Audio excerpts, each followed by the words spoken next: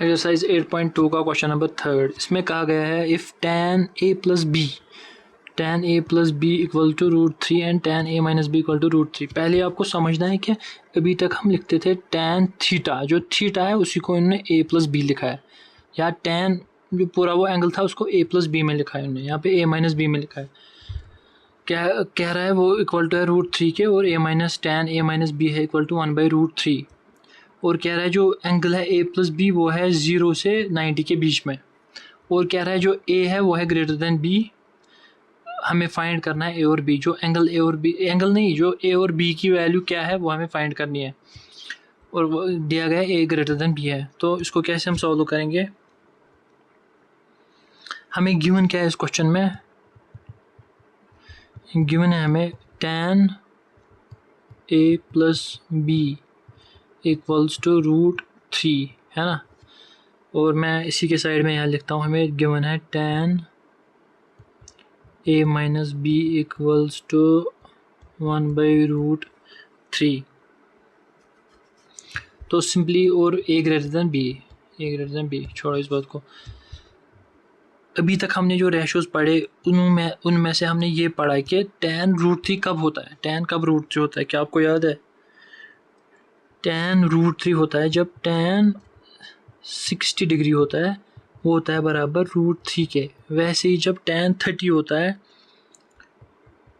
tan जब 30 degree के बराबर होता है वो होता है 1/√3 के बराबर, ठीक है ना। तो यहाँ से अगर हम कंपेयर करें इजीली, देखो tan a plus B equal to √3, tan 60 equal to √3, इसका मतलब a प्लस बी का वैल्यू 60 है। तो हमें यहाँ से मिल गया a प्लस बी इक्वल 60। वैसे ही जो दूसरी इक्वेशन है जो tan a माइनस बी वाला दिया है, इसमें भी अगर हम देखें तो tan a minus B equal to √3, tan 30 equal to 1/√3। अगर हम कंपेयर करें, जो 30 है a माइनस बी का जो वैल्यू है वो 30 के बराबर होगा।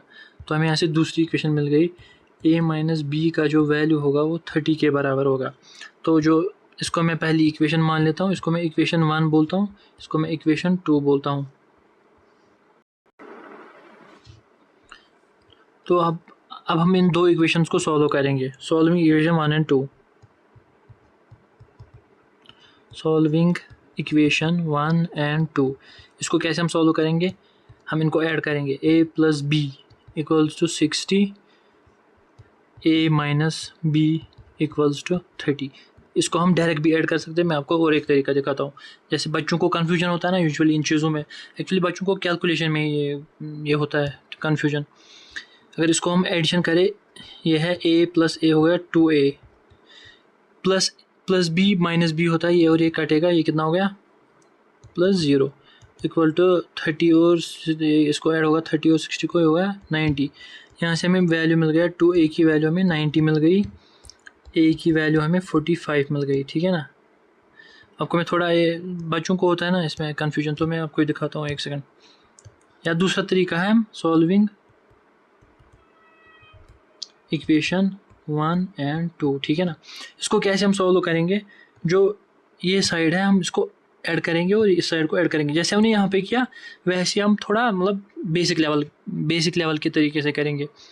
इस साइड को ऐड करेंगे इस साइड के साथ, इस साइड को ऐड करेंगे इस साइड के साथ। जैसे आप देख सकते हो, देखो हम कर सकते हैं a plus B plus a minus B will be equal to 60 plus 30, 60 plus 30। इसको जब हम ऐड करेंगे ये रहेगा a plus B plus a minus B equal to 90। यहाँ से फिर से अगर आप देखोगे b और b कटेगा, प्लस बी माइनस बी 0 होता है। तो हम यहाँ से लिख सकते हैं 2a इक्वल्स टू 90। तो यहाँ से फिर से a की वैल्यू निकलेगी 90 divide by 2, it will be equal to 45। तो अगर हमें a की वैल्यू मिल गई तो अब हम किसी भी इक्वेशन में डाल सकते हैं, put value of a in equation 1 या 2 जिसमें आपको अच्छा लगे, a plus B equal to 60। ये हमारी इक्वेशन, ये है पहली इक्वेशन। तो a की वैल्यू कितनी मिल गई हमें 45 प्लस b इक्वल टू 60। तो b will be equal to 60 minus 45। जब जो एडिशन में होता है यहाँ से वो इक्वल टू के दूसरे साइड सब्ट्रैक्शन बन जाता है, ठीक है ना। तो यहाँ से हमें b की वैल्यू मिल गई 60 minus 45, it will be equal to 15। तो हमें a की वैल्यू मिल गई 45 और b की वैल्यू मिल गई 15। तो और क्वेश्चन में दिया भी गया था, बोला भी गया था कि इन्हें बोला था वही से कि a will be greater than b। तो अगर हम देखेंगे a 45 है, b 15 है, a will be greater than b, तो ये सही आंसर है। तो ये इस क्वेश्चन का आंसर है। Thank you.